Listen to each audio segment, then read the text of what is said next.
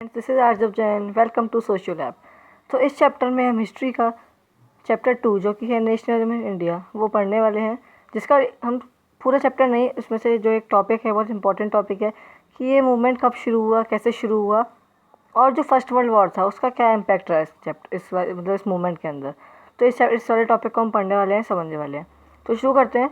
तो सबसे पहले आपको ये जानना होगा कि जो नेशनलिज्म है वो होता क्या है। तो मैं आपको सबसे पहले बताता हूँ कि नेशनलिज्म होता क्या है। तो गाइस नेशनलिज्म है, नेशनलिज्म का मतलब है देश भावना। मतलब जब ये वाला मूवमेंट शुरू हुआ था तब आपको पता लगा कि जब ब्रिटिशर्स जो है वो इंडिया में रूल कर रहे थे, तो तब जब बहुत ही इंपॉर्टेंट था मतलब इंडिया को नेशनलिज्म की भावना लाना, मतलब यूनाइट होके रहना, मतलब ब्रिटिशर्स को बाहर भगाना सबसे बड़ा इंपॉर्टेंट रीज़न था उस टाइम पर। मतलब हमें नेशनलिज्म पर पूरा फोकस करना था। पर इसमें क्या था, जो नेशनलिज्म था उसके अंदर हमें एक स्ट्रगल का प्रोसेस देखने को मिला जो था एंटी कॉलोनियल। अब मैं आपको बताता हूँ एंटी कॉलोनियल होता क्या है। तो वैसे देखो, एंटी कॉलोनियल मतलब जो ब्रिटिशर्स ने कॉलोनी खोल रखी थी इंडिया में अलग अलग जगहों पे। जैसे मान लीजिए ये इंडिया है हमारा, यहाँ पे एक, यहाँ पे एक, यहाँ पे, कैसे अलग अलग ब्रिटिशर्स ने कॉलोनी खोल रखी थी अपनी। अब सबसे पहले उन कॉलोनीज़ को हटाना था, जो कि बहुत इंपॉर्टेंट था, तभी आप नेशनलिज्म के ऊपर फोकस कर पाओगे, वरना आप नहीं कर सकते थे। पर इसमें एक लिमिटेशन भी थी कि जो वो लोग थे, मतलब बहुत सारे अलग अलग क्लासेस थे इंडिया के अंदर से, कुछ पीजेंट्स थे, कुछ लैंडलॉर्ड्स थे, कुछ बिजनेसमैन थे।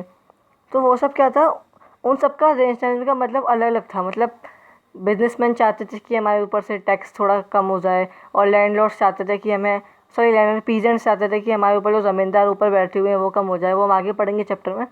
तो सब लोगों का कहना अलग अलग था। तो इस मूवमेंट को हम एक जगह पे कैसे ला सके, तो गांधी जी ने सोचा। अब यहाँ पे आते हैं गांधी जी का क्या हुआ। गांधी जी आए थे साउथ अफ्रीका से वापस। साउथ अफ्रीका में जो उन्होंने वो किया था, मतलब आपको पता है साउथ अफ्रीका में जाके रेसिस्ट रेजीम चालू की थी गांधी जी ने। रेसिस्ट रेजीम मतलब जो साउथ अफ्रीका में कलर के बेसिस पर डिवीज़न होता था पीपल्स का। तो वो वहाँ पे गांधी जी ने वहाँ पे उन्हें वो लड़ा था। तो जब वहाँ से वापस आए थे, ये क्वेश्चन कई बार पूछ लेता है कि महात्मा जी कब आए थे। तो 1915 में आए थे। 1915 में महात्मा गांधी साउथ अफ्रीका से इंडिया आए थे। ये की पॉइंट है, तो इसे आप ध्यान से देख लेना एक बार। तो मैं आपको सबसे पहले ये बताऊंगा कि ये नेशनल का प्रोसेस, तो बहुत प्रॉब्लम्स थी। तो जो महात्मा गांधी के अंदर कांग्रेस थी, उन्होंने ये कोशिश की जो सारे ग्रुप्स हैं अलग अलग, जो अलग अलग ग्रुप्स हैं उन सबको एक ही जगह लाया जाए और पूरा एक मास मूवमेंट चालू किया जाए। मास मूवमेंट मतलब सब लोग सब मिलजुल कर एक मूवमेंट पर फोकस करें। तो अब आता है first world war. First world war कब हुआ था? 1914 से लेके 1918 के बीच में यहाँ पे फर्स्ट वर्ल्ड वॉर हुआ। तो अब जो फर्स्ट वर्ल्ड वॉर था उससे आपको आपके मन में ये आ रहा होगा कि इंडिया का क्या था फर्स्ट वॉर में, क्योंकि फर्स्ट वॉर में इंडिया ने तो लड़ा नहीं था। तो वह इंडिया का बहुत बड़ा रोल था फर्स्ट वर्ल्ड वॉर में, क्योंकि जो ब्रिटिशर्स की आर्मी थी, जो ब्रिटिशर्स लड़ रहे थे, वो इंडिया से ही सबसे ज़्यादा, वो इंडिया के जो विलेजर्स थे या फिर इंडिया के जो लोग थे उनको बहुत परेशान करके ले रहे थे। तो ये परेशानी से इंडिया को बहुत परेशानी हुई, जिससे कि उन्हें बहुत बहुत फेलियर हुआ। तो मैं सबसे पहले आपको बताता हूँ कि उन्हें ये सब हुआ कैसे, मतलब वर्ल्ड वॉर ने अफेक्ट कैसे किया। तो सबसे पहले मैं आपको बताऊँगा, एक सेकेंड। तो सबसे पहले मैं बताऊँगा फर्स्ट पॉइंट में क्या हुआ। जो वर्ल्ड वॉर थी उसमें जो ब्रिटिशर्स लड़ रहे थे, तो उन्हें अब उन्हें भी तो वर्ल्ड वॉर में लड़े तो उन्हें जीतना ही तो था। तो वहाँ पे वो बहुत सारा डिफेंस में अपना इंडिया का पैसा खर्च कर रहे थे। डिफेंस में पैसा बहुत खर्च हो रहा था इंडिया का। तो उससे क्या हो रहा था, वो जो वॉर लोन्स थे, वॉर में जो इन्वॉल्व लोन्स थे वो बहुत बढ़ रहे थे। मतलब अब डिफेंस को बढ़ाना है तो इंडिया वहाँ से पैसे लेगी, और उस टाइम ब्रिटिश इंडिया के ऊपर पूरा कंट्रोल कर रहा था, तो इंडिया से बहुत पैसे निकाल रहा था।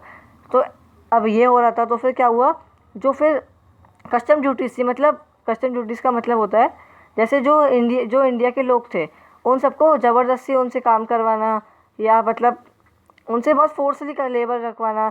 और इनकम टैक्स उस टाइम पे ही आया था, मतलब जो अभी आपको पता है जो इनकम टैक्स है वो उसी समय ब्रिटिशर्स ने लागू किया था, ताकि वो अच्छे खासे पैसे ले सकें इंडिया से, लूट सकें, और उसके बाद वो अपने डिफेंस में वो कर सकें। अब ये तो था फर्स्ट पॉइंट। अब सेकंड पॉइंट था, अब जब इतना ब्रिटिशर्स इतना खर्चा कर रहे थे तो इंडिया पे क्या, वो जो एसेंशियल कमोडिटीज़, मतलब जो कमोडिटीज़ मतलब बेसिक नीड्स होती हैं, कमोडिटी मतलब बेसिक नीड, जैसे फूड हो गया, क्लॉथ्स हो गए, तो इन सब के रेट बहुत बढ़ रहे थे, मतलब इन सब के प्राइस बहुत बढ़ रहे थे। तो फिर क्या हुआ, जो कॉमन पीपल थे, मतलब जो मिडिल क्लास थे उनके लिए, या फिर जो गरीब थे थोड़े, उनके लिए इसका करना बहुत मुश्किल हो रहा था, मतलब ये सब खरीदना भी मुश्किल हो रहा था। तो उस टाइम पे इंडिया को बहुत गड़बड़ हो रही थी। तो अब तीसरे पॉइंट पे आते हैं। तीसरा पॉइंट होता है हमारा, जो जो इंडिया के लोग थे, और वहाँ पे क्या हो रहा था, ब्रिटिशर्स को आर्मी तो चाहिए थी लड़ने के लिए, तो वो क्या कर रहे थे, जो इंडियंस थे, मतलब जो विलेजर्स थे, उनको फोर्स रिक्रूटमेंट पर लेके जा रहे थे। फोर्स रिक्रूटमेंट मतलब, मैं आपको दिखा देता हूँ कि होता क्या है। रिक्रूटमेंट फोर्स रिक्रूटमेंट मतलब बिना मर्जी के, मतलब उन्हें दड़ा धमका के कि हम आपका ये ले लेंगे, हम आपकी जॉब हटवा देंगे, मतलब ये सब करके वो अपनी तरफ खींच के उन्हें वॉर के लिए, मतलब जो आर्मी थी वहाँ पे लेके जा रहे थे, जिनसे रूरल एरियाज़ में बहुत सारा ब्रिटिशर्स के, मतलब जो गांव का एरिया था वहाँ पे ब्रिटिशर्स के खिलाफ बहुत ही ज़्यादा झगड़ा हुआ, गुस्सा, मतलब उन्हें पसंद नहीं आया कि ये क्या हो रहा है। तो फिर उसके, अब ये तो चौथा पॉइंट हो, तीसरा पॉइंट हो गया। फोर्थ पॉइंट पे आते हैं। अब क्या था उस टाइम पे, क्या था, अब इतना सब हो रहा था, तो जो रूरल एरियाज़ के लोग थे वो लोग भी आर्मी में चाह रहे थे, क्योंकि आपको पता है रूरल एरियाज़ के लोगों को में ज़्यादा फिजिकल वर्क, मतलब एग्रीकल्चर वगैरह में वो कॉमन वो होते हैं, तो इसलिए उन्हें उनमें ज़्यादा वो होता है, समझ लो। तो मतलब क्रॉप फेलियर हो गया उस टाइम, क्योंकि उससे ज़्यादा लोग थे नहीं वहाँ पे एग्रीकल्चर करने के लिए। तो वहाँ पे क्या हुआ, क्रॉप फेलियर, मतलब जो फसल थी वहाँ पे फसल नहीं उग पाई, फसल ख़राब हो गई, फसल सड़ गई।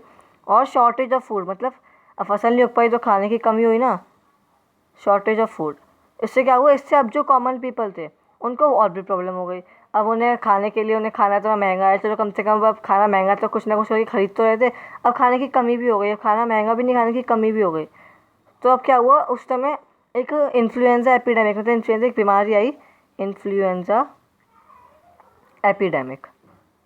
तो इसने बहुत वो किया है, मतलब इसने बहुत सारा वो, मतलब डिसीज़ आई, इससे बहुत ख़राब, इंडिया की स्थिति बहुत ख़राब हो गई थी उस टाइम पे। लगभग लगभग 12 से 13 मिलियन पीपल उस समय मर गए थे। 12 से, ये क्या हो रहा है, 12 से 13 मिलियन पीपल मर गए थे। मतलब आप सोच सकते हो, 1921 में सेंसस हुआ था, 1921 में सेंसस हुआ था, जहाँ जिससे पता चला था कि 12 से 13 मिलियन पीपल मर गए थे इसके लिए। अब क्या था, अब इस टाइम पे अब वो लोग बहुत ख़राब स्थिति में थे, तो वो लोग बहुत, मतलब कुछ लोग सोच रहे थे कि हमें कोई लीडर चाहिए, या फिर हमें कोई ऐसा कोई इंसान मिल जाए जो हमारी स्थिति समाज वो संभाल सके। तो और कुछ लोग, पर रियलिटी क्या थी, उस टाइम पे कोई नहीं था। तो उसके अगले टाइम पे महात्मा गांधी उस समय आए थे। अब महात्मा गांधी ने क्या किया, सत्याग्रह का मूवमेंट लाए। सत्याग्रह से क्या हुआ, उन्होंने थोड़ा काम किया, वो हम नेक्स्ट वीडियो में पढ़ेंगे। मतलब सत्याग्रह क्या था, व्हाट इज सत्याग्रह, ये हम नेक्स्ट वीडियो में पढ़ेंगे। महात्मा गांधी ने क्या किया आगे, वो सब नेक्स्ट वीडियो पढ़ेंगे। और इस टॉपिक के नोट्स, इस चैप्टर के नोट्स डिस्क्रिप्शन में मैंने अपने ब्लॉग का लिंक दे दिया है, वहाँ पे आप जाके देख सकते हो, फ्री में डाउनलोड कर सकते हो। और वीडियो को लाइक करना और चैनल को सब्सक्राइब करना। मिलते हैं नेक्स्ट वीडियो में, तब तक के लिए bye bye, tata, see you, good bye.